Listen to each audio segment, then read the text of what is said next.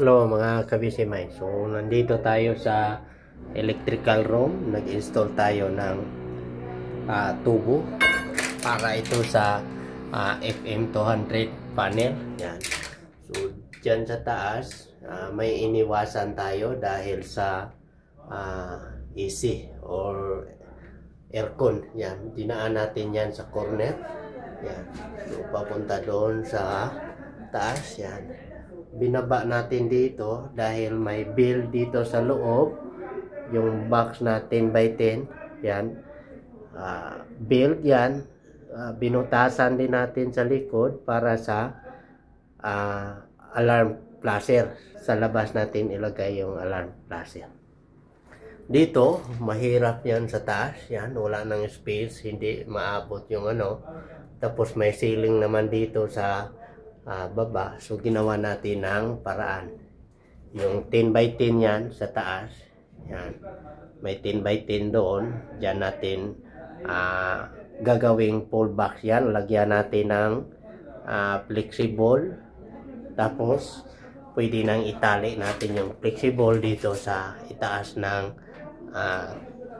aircon, dyan sa may cable tray, kasi may ceiling naman yan. So walang problema ito.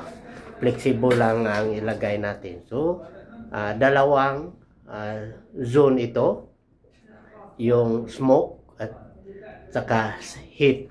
Kaya dalawang tubo yan kasi dalawa ding cable ang papasok dito sa alarm bill. Yan. Isang cable para sa bill, isang cable para sa alarm flasher.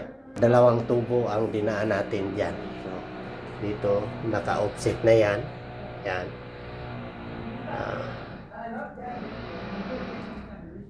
Ready na ito sa panel. Yung panel, level lang natin sa electrical panel dito. May dalawang electrical panel. Yan. So, dito, kapag nag-install tayo ng FM200, kadalasan nilagay natin yan sa electrical room at saka data room. Yan, kung makikita natin dito, halos 90% tapos na yung electrical dito. Yan. So, ito ang panel din sa electrical. So, napakahirap ang trabaho ng electrical. So,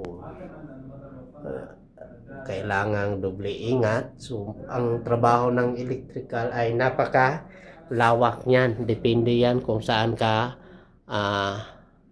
matagal na nagtrabaho sa electrical. Kung halimbawa nasa cable tray, so dito ka mamaster sa cable tray. Halimbawa ito, yung malaking cable na yan, naka cable tie na yan, ang dinaanan ng cable na ito ay ladder type na cable tray.